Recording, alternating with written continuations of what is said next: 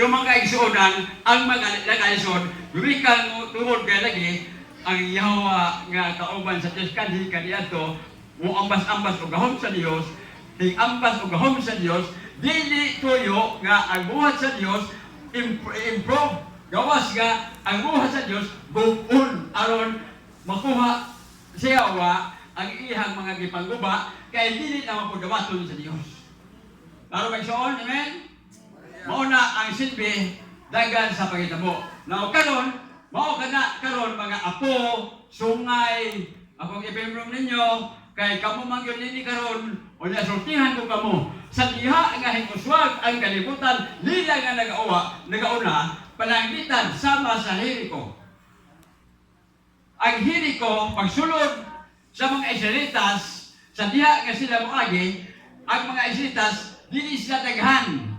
Pero ang Jericho napundar na nga usa ka dakong syudad.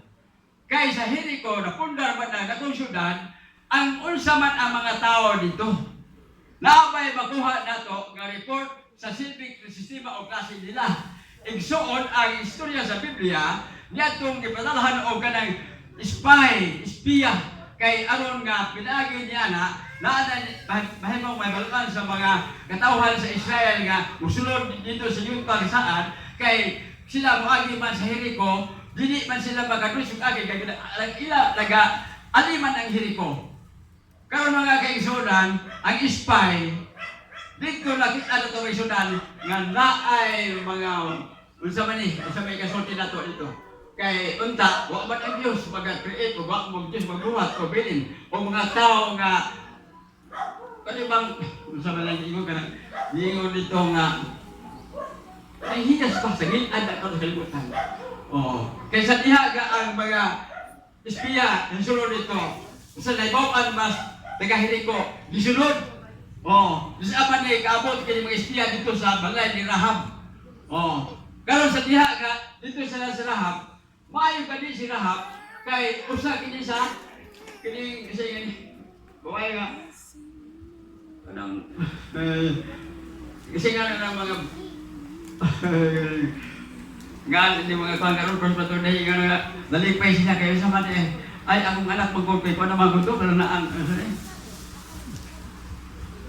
diba ay ko tamata kaya bang lain daw gubog ba lakuan pa lubog na lupad oh na mga oh kaya ba manalap po na ba manalap oh sinuod ba oh kumikat tungod kay ngano sa diha nga nabuan nga ang espiya dito sa gisunod sa mga Jerichohanon. Karon ang usa ka babae Rahab, usa ni siya sa kanang buring, buring. Oh.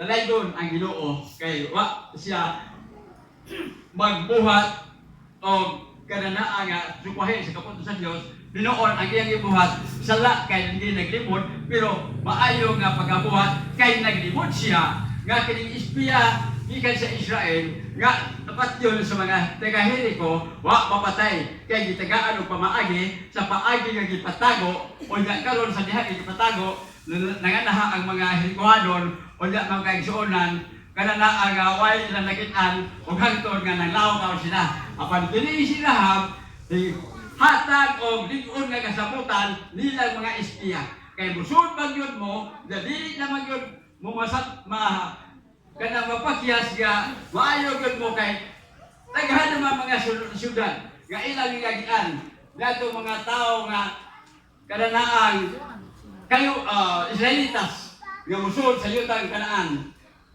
daghan na mga syudad nga ilang gipagdugmo o ilang bungkan o hangtod kini giabot sa Jericho o nagasabot si Rahab o nagsawot si Rahab nga kon pagsunod ninyo dinhi kinahanglan doon tayo silang tanay.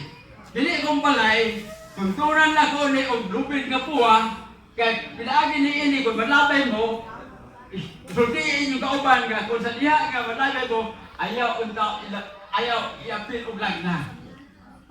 Natural, kaya dahil kasutan, wa mapil og laglag, wa malaglag. Ang balay ni Rahab. Praise God. Si Rahab usa sa sikutan, nga kaliwas itong Ginoong Kristo.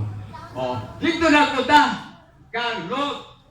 Si Lot o si Abraham, nagkauban sila kay tumikan tungod kay sipalit sila sa Dios kay ang gusto sa Ginoo hindi sila magpamilya ha, dili magpamilya sa maong dapit ganin tuwa sila kay tautan na ang mga tao dito.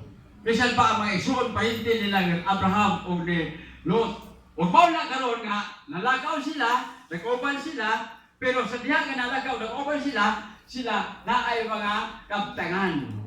Unsa ilang mga kabtangan kalalitan mga hayop, naay hayop ni Lot, naay hayop ni Abraham. Karon di naman mahimo o mag tipon sila.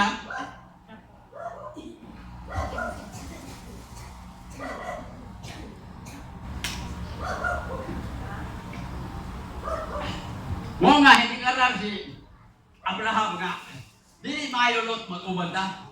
May panahon nga mag-away din ka mga sulugoon.